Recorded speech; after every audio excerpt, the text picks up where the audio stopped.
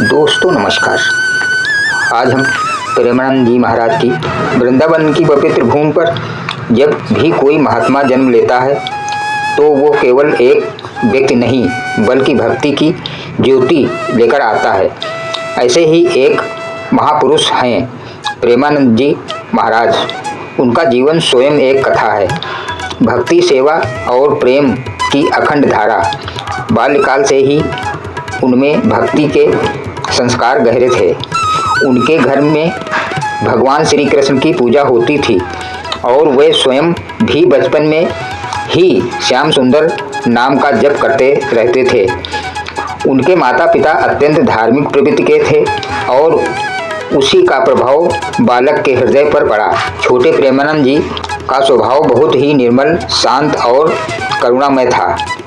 गांव के मंदिर में वे घंटों बैठकर भगवान की मूर्ति को निहारते रहते।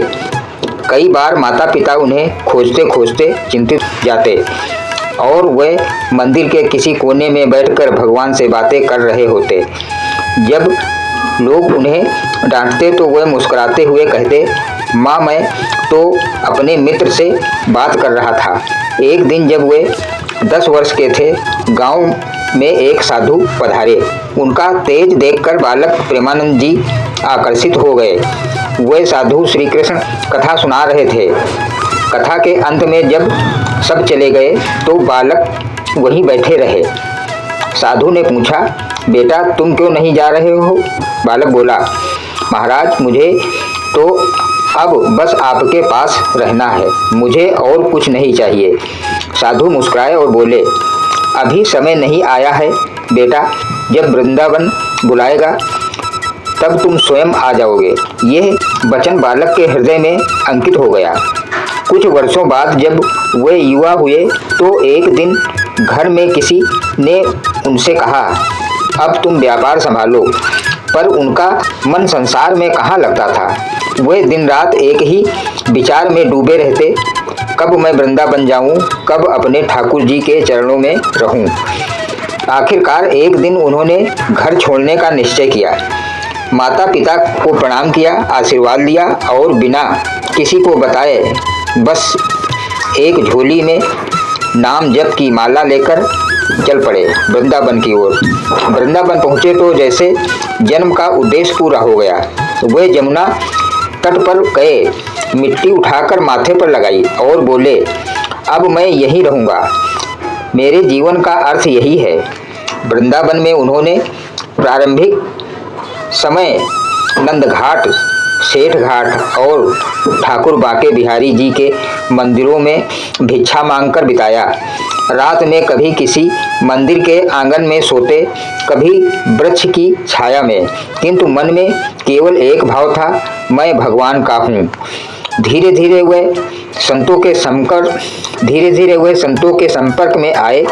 कुछ समय उन्होंने वृंदावन के ही एक साधु श्री 1008 श्री हरिदास बाबा जी महाराज के चरणों में रहकर सेवा की।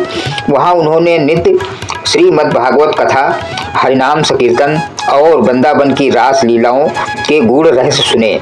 प्रेमानंद जी को भगवत भक्ति में इतना आनंद आने लगा कि वे कई दिनों तक भोजन नहीं करते, केवल नाम जप में लीन रहते। वे कहते, जब मन श्री कृष्ण के चरणों में लीन हो जाए तो अन्न पानी की भूख नहीं रहती, बस प्रेम की प्यास बढ़ती जाती है। धीरे धीरे उनका तेज और प्रभाव चारों ओर फैलने लगा। वृंदावन के साधु संत उन्हें पहचानने लगे। उनके मुख से श्री कृष्ण की लीलाओं का वर्णन सुनने लोग दूर दूर से आने लगे। वे कथा सुनाते तो ऐसा लगता मानो स्वयं वृंदावन की गलियों में रास रच रही हो। उनकी वाणी में करुणा भाव था और अनुभव था। वे कहते, भगवान तक पहुंचना कठिन नहीं है, कठिन तो अहंकार छोड़ना है। जब मन से मैं मिट जाता है तब वह प्रकट हो जाता है। एक बार एक धनी सेठ वृंदावन आया। उसने प्रेमानंद जी के दर्शन किए और बोला, महाराज मैं आपसे एक प्रश्न पूछना चाहता हूँ। मेरे पास सब कुछ है, धन, परिवार, सम्मान, परंतु शांति नहीं है। क्यों? महाराज ने मुस्कुराकर कहा, क्योंकि तुम्हारे पास सब कुछ है पर प्रेम नहीं है। भगवान का नाम बिना प्रेम के जपोगे तो वो गूंज बनकर लौट आएगा, पर प्रेम से जपोगे तो वही नाम साक्षात भगवान बन जाएगा। सेठ की आंखों से आंसू बहने लगे। उसने वहीं सबके सामने प्रण किया कि वो आगे से प्रतिदिन श्री कृष्ण नाम का जप करेगा। प्रेमानंद जी का जीवन बहुत ही सादा था। वे केवल एक गेरुए वस्त्र में रहते थे, कभी किसी से कुछ नहीं मांगते। यदि कोई प्रसाद दे देता तो स्वीकार कर लेते, अन्यथा उसी दिन उपवास करते। उन्होंने कभी धन, आश्रम या प्रसिद्धि की इच्छा नहीं की। वे कहते, जहाँ प्रभु का नाम गूंजता है वही मेरा घर है। उनके वचन केवल शब्द नहीं, अनुभव। जब वे कहते राधे राधे बोलो तो वातावरण में ऐसा भाव उमड़ता कि श्रोता की आंखें स्वयं भीग जाती। उनके भक्तों का कहना है कि जब महाराज कथा कहते हैं तो उनके चारों ओर एक दिव्य सुगंध फैल जाती थी, जैसे किसी अदृश्य उपस्थित का संकेत हो। एक बार उन्होंने कहा, राधे नाम जपने से वृंदावन अपने आप हृदय में उतर आता है। राधा बिना कृष्ण अधूरे हैं और कृष्ण बिना राधा निस्तेज। जो राधे का नाम लेता है उसके जीवन में आनंद, शांति और प्रेम अपने आप आ जाता है। उनका जीवन केवल प्रवचन तक सीमित नहीं था, वे समाज के लिए भी करुणा से भरे हैं। उन्होंने वृंदावन में अनेक असहाय वृद्ध साधुओं के लिए भोजन सेवा की व्यवस्था की। कई बार रात में वे स्वयं चुपचाप जाकर किसी भूखे संत को रोटी दे आते। वे कहते, सेवा वही सच्ची है जो बिना दिखावे के की जाए। कहते हैं कि एक बार जब वे यमुना किनारे ध्यान कर रहे थे, एक घायल कुत्ता उनके पास आया। प्रेमानंद जी ने उसके घाव धोए, उसे अपने वस्त्र से ढका और कहा, तू भी उसी का अंश है, तेरे अंदर भी वही प्राण हैं। लोगों ने यह देखा तो बोले, महाराज जी, महाराज ये तो अपवित्र जानवर है। महाराज बोले, अपवित्र तो वो है जो प्रेम में भेद करे। भगवान ने इसे भी बनाया है, इसमें भी वही आत्मा है।